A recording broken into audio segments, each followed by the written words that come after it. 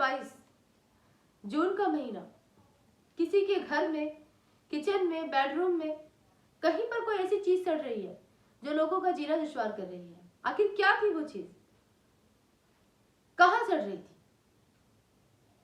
नमस्कार, आदाब, मैं हिना खान और आज मैं आपके लिए लेकर आई हूं मुंबई के ठाणे के आसपास मीरा रोड की कहानी। दोस्तों, इसी मीरा रोड पर एक गीता आकाशदीप नाम का अपार्टमेंट था और यहाँ पर 7 मंजिल एक बिल्डिंग थी और इसी 7वीं मंजिल पर, इसी अपार्टमेंट की 7वीं मंजिल पर 4 फ्लैट थे जो दो कमरों के फ्लैट थे। अब 701, 702, 703 और 704 ये कमरों के नंबर थे।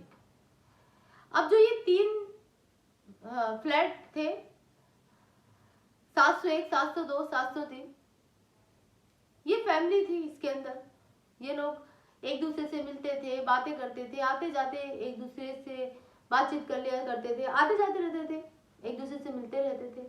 लेकिन 704 का जो फ्लैट था वो किसी का खरीदा हुआ नहीं था, वो किसी ने किराए पर लिया था और किराया था कोई 10,000 रुपये महीना। इस फ्लैट में जो शख्स रहता था उसका नाम था मनोज साहनी। मनोज साहनी एक औरत के साथ रहता था। मनोज की उम्र कोई 56 वर्ष थी और मनोज ने आईटीटी से एक डिग्री भी हासिल कर रखी थी। लेकिन जो उसके साथ औरत रहती थी उसका भी कहीं बाहर बैठना उठना नहीं था, कोई खास बातचीत नहीं थी। जिस अपार्टमेंट में वो रहते थे, जिस फ्लोर पर वो रहते थे, वहां के लोगों से भी उनकी कोई खास बातचीत नहीं थी, बस उन्हें अपने काम से काम था। लेकिन जो और लोग थे वो आपस में हंसते बैठते बात करते, एक दूसरे का हालचाल पूछते। लेकिन ये दोनों शख्स कभी किसी से बात नहीं करते।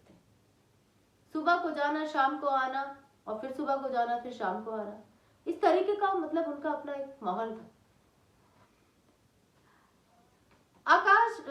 आकाशदीप अपार्टमेंट में जब ये 2 लोग रहते थे तब एक दिन कुछ ऐसी सड़ने की बदबू सी लोगों को महसूस हुई। वहां के जो फ्लैट थे 701, 702, 703, उन्हें, क्योंकि वो ऊपर 7वीं मंजिल पर ही थे, अब उन लोगों को ये बदबू महसूस हुई तो उन्होंने एक दूसरे से मतलब बातचीत की, कहा कि मेरे को बदबू आ रही है और शायद कोई चूहा वगैरह सड़ गया है।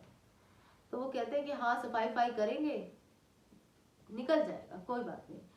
तीनों फ्लैट्स ने अपने अपने घर की सफाई कर ली, लेकिन किसी को भी कुछ नहीं मिला। बदबू फिर भी आ रही है और बदबू पहले से ज्यादा आ रही है, बदबू इतनी बढ़ गई है। अब लोग परेशान। उन्होंने नीचे में जो बिल्डिंग का मैनेजर था उससे भी कंप्लेन की और बोला कि भाई इस तरह बदबू आ रही है, जरा देखो कहीं कोई चीज सड़ तो नहीं रही है, और हमने तो अपने घरों की सफाई भी कर ली है लेकिन तब भी बदबू आ रही है, बहुत ज्यादा आ रही है। किसी को कुछ भी सुराग नहीं मिलता। बिल्डिंग नीचे से ऊपर तक देख लेते हैं लेकिन किसी को कुछ भी सुराग नहीं मिलता। और जो नीचे वाले होते हैं उन्हें किसी हद तक ये बदबू कम आ रही थी और कुछ को तो पता ही नहीं था कि बदबू आ भी रही है या नहीं। लेकिन जो वहां 7वीं मंजिल पर रह रहे थे उन्हें ये बदबू बहुत ज्यादा परेशान कर रही थी। खाना पीना भी उनका दूभर हो गया था, एक पल की भी वो सांस नहीं ले पा रहे थे, बदबू इस कदर मतलब बढ़ती जा रही थी। अब उसी दौरान क्या होता है, जब एक आदमी फ्लैट से निकलता है, उन्हीं जो 3 फ्लैट होते हैं 7वीं मंजिल पर, उनमें से एक आदमी निकलता है और वो सोचता है कि ला जरा मैं देखूं तो सही कि बदबू आखिर क्यों बढ़ती जा रही है। अच्छा, कुछ आदमी शक्की मिजाज होते हैं, इस तरह की बदबू आनी शुरू हो रही है, कुछ पता नहीं लग पा रहा है तो दिमाग में कुछ चलने लगता है। तो उनके भी कुछ दिमाग में ऐसा अजीब और गरीब चल रहा था। अचानक ही वो आया और उसने गौर की, उस शख्स ने सोचा कि यार 704 फ्लैट ये हमेशा बंद रहता है और ये लोग कभी बाहर आकर झांकते भी नहीं कि कौन मर रहा है कौन जी रहा है। लाओ जरा मैं एक बार इनसे भी कुंडा खटखटाकर कह देता हूँ कि क्या तुम भी अपने घर की मतलब सफाई वगैरह कर लो, क्या पता तुम्हारे घर में कुछ ऐसी चीज सड़ रही हो और तुम्हें पता ना लग रहा हो, क्योंकि तुम लोग सुबह को जाते हो, शाम को आते हो, किसी से बातचीत भी नहीं करते हो, तुम्हें पता क्या चले। अब वो कुंडा खटखटाता है, जैसे ही फ्लैट के दरवाजे के पास पहुंचता है वो बदबू उसे और ज्यादा महसूस होने लगती है। फिर तो उसे ऐसा लगने लगता है कि बदबू इसी मतलब रूम से आ रही है, इसी अंदर फ्लैट में से आ रही है। खैर वो वहां पर खड़ा रहता है मुंह को इस तरह से भेजकर।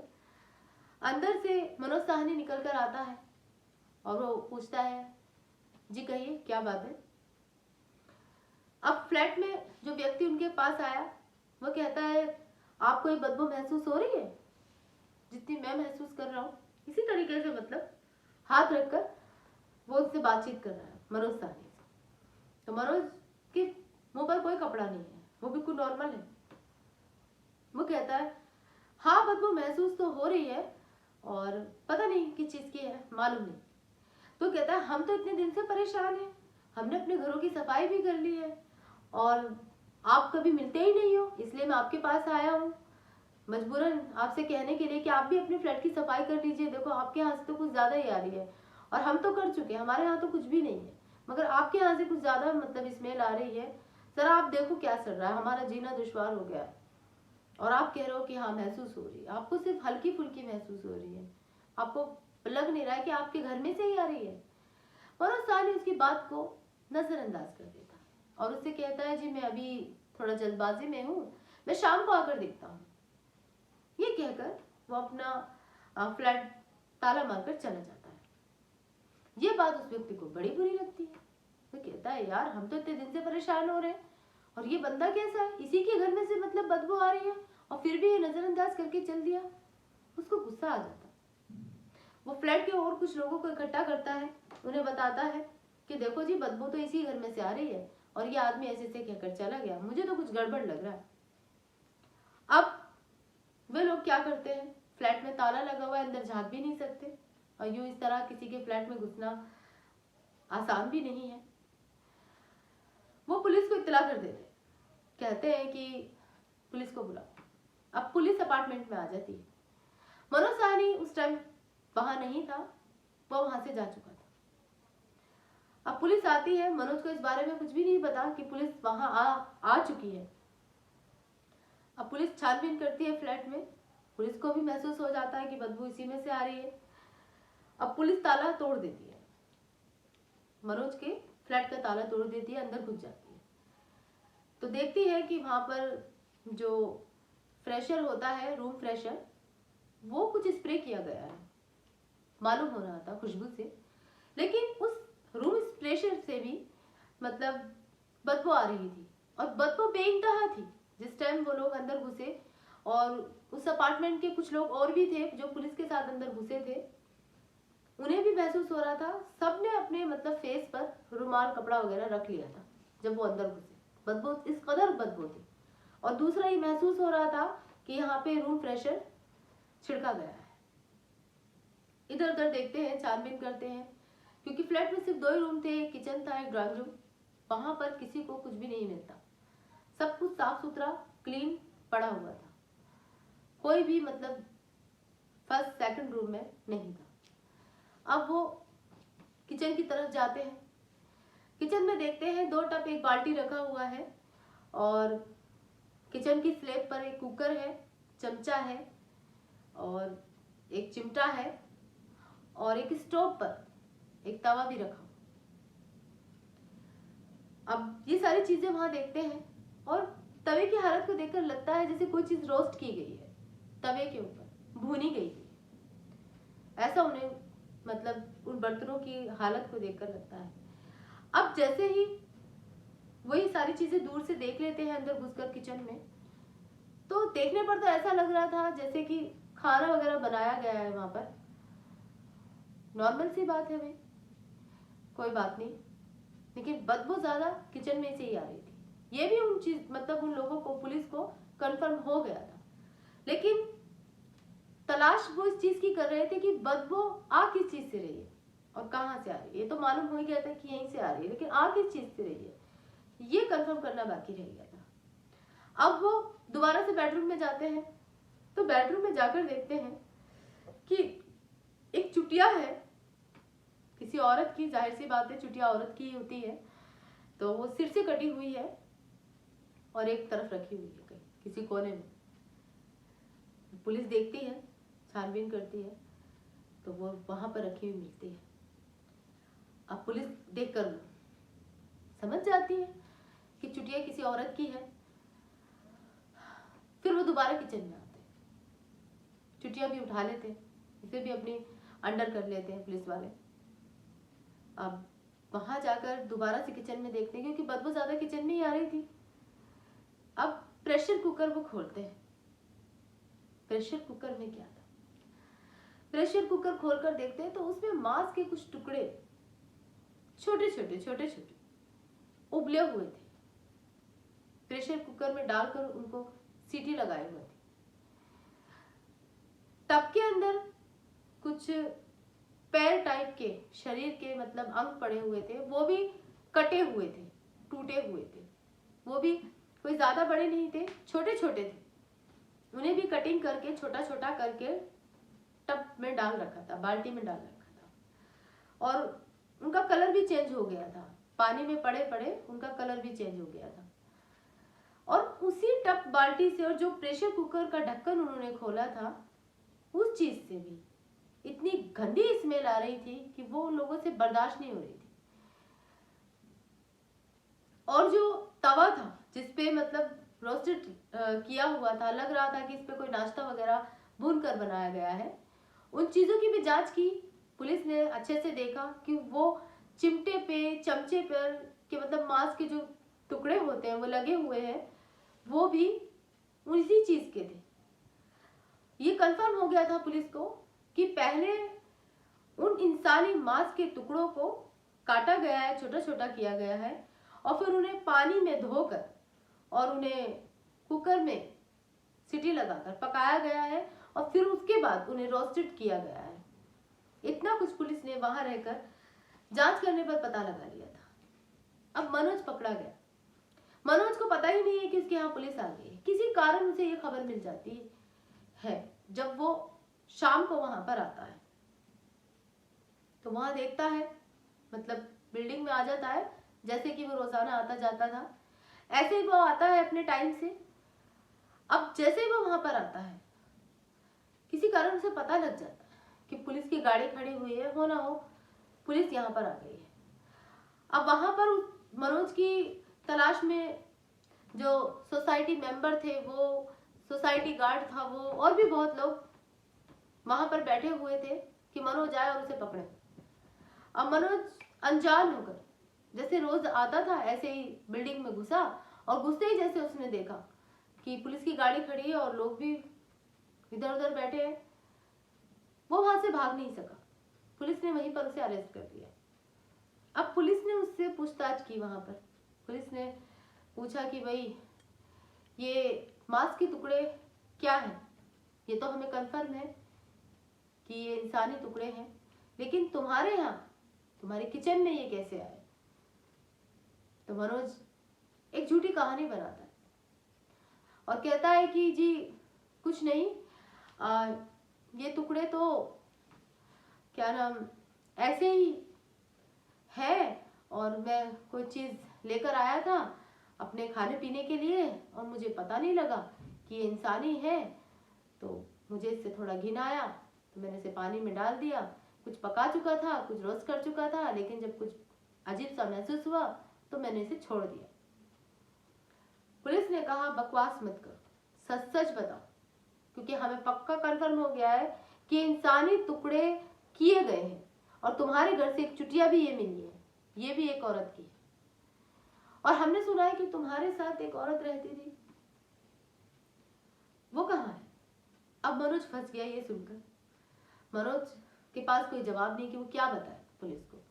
और जैसे कि मैंने आपको पहले शुरुआत में बताया था कि दो आदमी उस फ्लैट में रहते थे और किसी से इनका मिलना जुलना नहीं था, और मनोज अहमदनगर के इलाके का रहने वाला था, अहमदनगर का ही मतलब रहने वाला था। उसके जो माँ बाप थे करीब कोई 15-16 साल पहले गुजर गए थे। और फिर मनोज ने एक राशन की दुकान पर एक छोटी सी कोई 5,000 रुपये महीना की नौकरी कर ली थी। लेकिन मनोज का एक फ्लैट था, उसमें मतलब वो नहीं रहता था। उसने वो बोरीवाली में, मतलब वो फ्लैट था मुंबई में, उसने वो फ्लैट अपने माता पिता के गुजर जाने के बाद किराए पर दे दिया। उसे वहां रहना नहीं था।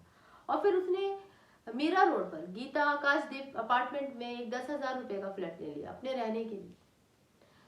अच्छा, वो दिया क्यों था उसने? उसका जो अपना फ्लैट था वो इसलिए उसने दिया था क्योंकि वो किराया उसका ज्यादा था। 35,000 रुपये महीना पे उसने वो फ्लैट अपना किराए पे दे दिया था, तो उससे उसे फायदा था। और 10,000 रुपये पे वो मीरा रोड रहने लगा था।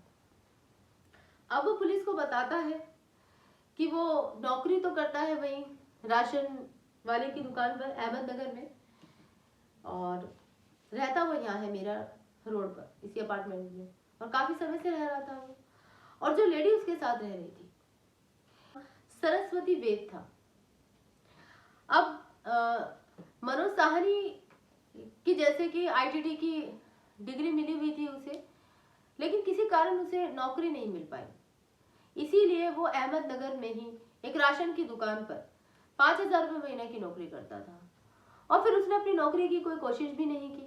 वजह कि 35,000 रुपये पर उसने अपना खुद का मकान किराए पे दे रखा था, तो 35 वो और 5,000 वो, जो मतलब वो राशन की दुकान पर कमाता था, सुबह से शाम तक अपना बैठ कर आ जाता था, तो करीब कोई 40,000 रुपये महीना उसे मिल रहा था। लाइफ अच्छी चल रही थी।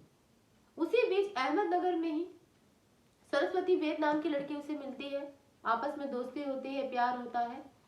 और फिर वो सरस्वती को उसी फ्लैट मीरा रोड पर जो गीता आकाशदीप अपार्टमेंट था, उसी फ्लैट में वो उसको लेकर आ जाता है। और सरस्वती मनोज के साथ रहने लगती है। मनोज के पास अपनी एक खुद की कार भी थी। अक्सर मनोज अपनी कार से आता जाता था, कहीं पे भी बाहर आना जाना होता था। और जब सरस्वती उसके साथ रहने लगी तो सरस्वती भी उसके साथ उसकी गाड़ी में आती जाती रहती थी जहां भी उसे जाना होता था। सरस्वती के जो माँ बाप थे वो कुछ समय पहले एक दूसरे से अलग हो गए थे। सरस्वती का कोई भाई नहीं था, ये कोई 4-5 बहनें थी और माँ उनके साथ रहती थी। लेकिन फिर कुछ ऐसी स्थिति आई कि माँ भी उनकी गुजर गई और फिर वो इधर उधर हो गई, चारों पांचों बहनें।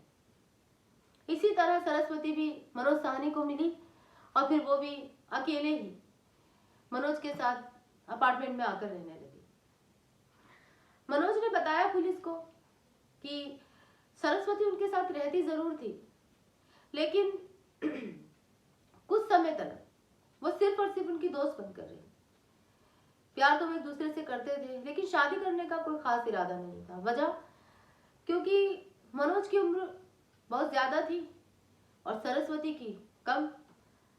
और सरस्वती 29 मई सन 2008 में मनोज को मिली थी, यानी अब से करीबन कोई 14-15 साल पहले मनोज को मिली।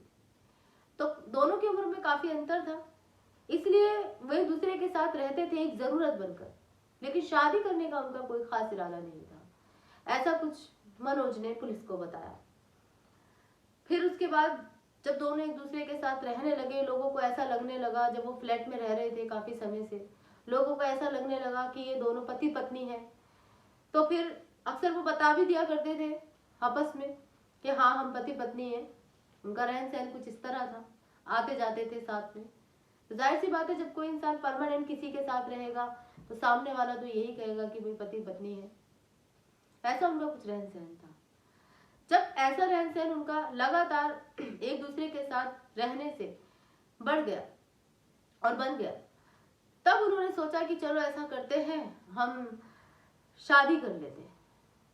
और फिर उन्होंने ऐसे ही फॉर्मेलिटी पूरी करने के लिए शादी करी, यानी सरस्वती वेद मनोज की पत्नी बन गई और फिर वो मनोज के साथ हमेशा के लिए रहने लगी, जैसा कि वो पहले रहती थी। एक हक से, एक अधिकार से। मनोज काफी समय पहले जहां राशन की दुकान पर काम करता था, एक दिन ऐसा होता है कि उसका जो राशन का वो होता है, क्या कहते हैं, लाइसेंस, उसकी डेट खत्म हो जाती है, वो फेल हो जाता है। अब राशन की दुकान बंद हो जाती है। अब मनोज की बेरोजगारी हो गई, मनोज परेशान हो गया। उधर जहां उसने फ्लैट किराए पर दे रखा था उसमें भी कुछ आनाकानी होने लगी, उसमें भी दिक्कतें बढ़ गई। अब दोनों के खर्चे भी बढ़ गए थे क्योंकि कार से आते जाते थे, अपने अपने शौक थे दोनों के, एक दूसरे के साथ रह रहे थे, तो खर्चे पानी में थोड़ी दिक्कतें आ जाती हैं जब बेरोजगार हो जाता है। और फिर बेरोजगारी से आदमी भी चिड़चिड़ा हो जाता है। तो अक्सर मनोज बाहर जाता था नौकरी की तलाश में या किसी और काम की तलाश में। तो सरस्वती को ये सब पसंद नहीं था। वो मनोज से हमेशा चिढ़ावनी बात करती थी। जब भी वो घर लौटता था पूछती थी कि तुम कहाँ गए थे, क्यों गए थे, किस लिए गए थे। और मनोज कुछ बातें होती थी जो सरस्वती को बता देता था, लेकिन कुछ बातें ऐसी थी जो वो सरस्वती को नहीं बताता था। सरस्वती मनोज से बहुत प्यार करती थी क्योंकि उसका भी दुनिया में कोई नहीं था, न माता पिता, और जो बहनें थी वो भी उससे दूर हो गई थी, इसलिए वो अपना सब कुछ मनोज को ही मानती थी। तभी तो वो अपना एक अतीत जो पीछे छूट गया था और एक फ्यूचर, उसके साथ आने वाला कल मनोज के साथ जुड़ा हुआ था, उस सब को लेकर उसके साथ जी रही थी, अपने आज के लिए और अपने कल के लिए। सरस्वती भी कहीं गलत नहीं थी। तो सरस्वती को डर था कि कहीं मनोज उसे यूं इस तरह ना छोड़ दे, इसलिए वो किसी न किसी बात को लेकर मनोज को समझाने के तौर पर शिकायत कर देती थी। और मनोज को ये सारी बातें बुरी लगती थी, उसे इस तरीके की रोका टोकी बिल्कुल पसंद नहीं थी। तो इन्हीं बातों पर सरस्वती का और मनोज का झगड़ा हो जाता था। मनोज ने बताया कि सरस्वती की आदत दिन ब दिन बढ़ती जा रही थी, कुछ इस तरह की होती जा रही थी कि वो रोजाना बिना बात पे किसी न किसी बात पर मुझसे लड़ने लगी थी। और फिर एक दिन उसने तंग आकर मुझसे कहा कि मेरा दुनिया में तो कोई है ही नहीं, और मैं जाऊंगी भी तो कहाँ जाऊंगी, इससे बेहतर तो ये है कि मैं आत्महत्या कर लूं, क्योंकि मैं तुमसे कहीं दूसरी जगह रहकर, मतलब दूर रहकर भी तुमसे नहीं मतलब जी सकती हूँ। अगर कहीं दूर जाऊंगी और तुम्हें छोड़ती हूँ तो मेरा जीना दूभर है, मैं तुम्हें भूल नहीं सकती, और यहाँ तुम्हारे साथ रहती हूँ तो मैं तुम्हें इस तरह बर्दाश्त नहीं कर सकती, इसलिए मैं आत्महत्या कर लूंगी। अब मनोज ने सरस्वती की बातों को सीरियसली नहीं लिया, उसे लगा कि गुस्से में बोल रही है। लेकिन सरस्वती ने क्या किया, सरस्वती ने आत्महत्या कर ली। ऐसा मनोज ने पुलिस को बताया कि उसने गुस्से में तंग आकर अपने आप से दुखी होकर आत्महत्या कर ली। अब बात रही इस बात की कि आखिर जब सरस्वती ने आत्महत्या की थी तो फिर उसके शरीर के टुकड़े क्यों किए गए, किस लिए किए गए। मनोज ने पुलिस को बताया कि वो डर गया था। जब उसने सरस्वती को मरा हुआ देखा तो वो पूरी तरह से डर गया था। वो लोगों को क्या बताता कि सरस्वती की मौत आखिर कैसे हुई, इसलिए उसने टेल कटर, आरी कटर, कुछ ऐसी चीजें जो पथरीली चीजों को काट देती हैं, जिनके ब्लेड काफी धारदार होते हैं, ऐसी कुछ चीजें वो घर में लेकर आया और उनसे उसने सरस्वती के छोटे छोटे टुकड़े कर दिए और फिर उन्हें मतलब तब बाल्टी के पानी में डालकर भिगो दिया, जैसे कि हम मीट मांस वगैरह को धो देते हैं, और फिर उन्हें उसने प्रेशर कुकर में डालकर पका लिया और कुछ टुकड़ों को उसने तवे पर रोस्ट कर दिया। और फिर जो इस गली के कुत्ते होते हैं उन्हें वह टुकड़े खिला दिए, ताकि गली के कुत्तों को या किसी को भी उन टुकड़ों की पहचान ना हो पाए कि वो इंसानी मांस के टुकड़े हैं या किसी और चीज की। क्योंकि कभी कभी कुछ चीजें ऐसी होती हैं, कुछ मांस के टुकड़े ऐसे होते हैं कि कुत्ते भी छोड़ देते हैं, नहीं खाते हैं, मुंह नहीं लगाते, तो सूंघ के स्मेल से पता लगा लेते हैं कि क्या है, तो कुत्ते भी छोड़ देते हैं। इसलिए बड़ी चालाकी से मनोज ने उन टुकड़ों को काट कर उन्हें रोस्ट किया था, ताकि उसका ये जुर्म छुपा रहे, किसी को ये पता ही ना लगे कि उसने सरस्वती को इतनी बेरहमी से काटा है। अब मतलब पुलिस को उसने ये मनगढ़ंत कहानी सुनाई थी या सच्चाई थी, इस बात का तो पता नहीं, लेकिन हाँ ये बात जरूर है कि अगर पुलिस मनोज को अरेस्ट भी करती तो किस जुर्म पर अरेस्ट करती, क्योंकि जब मनोज इस बात को कबूल कर रहा है कि उसने आत्महत्या की थी और पुलिस के पास ऐसा कोई सबूत भी नहीं है कि वो ये पता लगा सके उन इंसानी टुकड़ों से कि सरस्वती की मौत कैसे हुई है, जहर खाने से हुई है या किसी हथियार के लगने से हुई है, क्योंकि मांस के टुकड़े काफी छोटे छोटे थे। उन्हें जांच के लिए भेजा भी गया, लेकिन उनसे कुछ भी पता नहीं चल पाया, क्योंकि मांस के टुकड़ों को उबाल दिया गया था, उन्हें रोस्ट कर दिया गया था। तो उन टुकड़ों में के अंदर क्या था क्या नहीं, ये सब चीजें, ये सबूत तो बिल्कुल खत्म हो गया था। और जो मनोज ने बताया, पुलिस को आखिरकार उसको ही सच मानना पड़ा। अब एक रिपोर्ट होती है, एक जांच होती है, मतलब जिससे पता लगाया जा सकता था कि शरीर में जो थैली होती है उससे पता लगाया जा सकता था कि उसने जहर पिया है या फिर उसको चाकू मारा गया है। लेकिन वो जांच भी किस सबूत पर हुई जब शरीर में ऐसी कोई थैली मौजूद ही नहीं मिली, शरीर का हर टुकड़ा टुकड़ों में कटा हुआ मिला। इसलिए मनोज के खिलाफ ऐसी कोई खास कार्रवाई पुलिस नहीं कर पाई। और एक घटना और जो कि मेहरौली की है, आफ्ताब की। आफ्ताब ने भी ऐसे ही एक लड़की के 35 टुकड़े किए थे आरी ब्लेड कटर वगैरह से, लेकिन मनोज साहनी ने तो आफ्ताब को भी मतलब पीछे छोड़ दिया। इतनी चालाकी से सरस्वती वेद का मर्डर कर दिया और उसे टुकड़ों में काट दिया, और यहां तक कि उसे बाउल कर दिया। ये सबूत भी मिटा दिया कि उसकी जांच अगर हो भी, पुलिस अगर जांच करे भी, तो ये साबित ना हो पाए कि उसे मारा गया है या उसने खुदकुशी की। दोस्तों, आजकल जुर्म इस तरह से इस कदर बढ़ गया है कि लोग अपना दिमाग लगा लेते हैं नेट के जरिए कि वो इंसान को मारे कैसे और अपने इस जुर्म को छुपाए कैसे और उसकी लाश को ठिकाने लगाए कैसे। इस तरह का जुर्म आज के मतलब हमारे देश में, इंडिया में बढ़ गया है। लोग दिमाग लगा रहे हैं कि आखिर हम मौत के घाट कैसे उतारें और अपने इस जुर्म को कैसे छुपाएं। मेरी आपसे गुजारिश है इस कहानी के जरिए कि मेहरबानी करके किसी के साथ ऐसा अन्याय ना करें। दुनिया बहुत अच्छी है और जिंदगी बहुत प्यारी है। मैं यही गुजारिश करूंगी आपसे कि आप इसे जिएं और दिल खोल कर जिएं, खुश होकर जिएं। अगर किसी से आपकी अनबन है और आपको लग रहा है कि लाइफ दुश्वार हो रही है, तो उसे साइड कर दें। जरूरी नहीं है उसके साथ जीकर उसे मार कर मर जाना, फांसी पर चढ़ जाना, कानून के लिए नजर में खुद मुजरिम हो जाना। आज की ये कहानी आपको कैसी लगी, आप हमें कमेंट्स बॉक्स में जरूर बताएं और हमारे YouTube चैनल क्राइम इंडिया को सब्सक्राइब करें, हमारी इस कहानी को लाइक करें और इसे शेयर करें।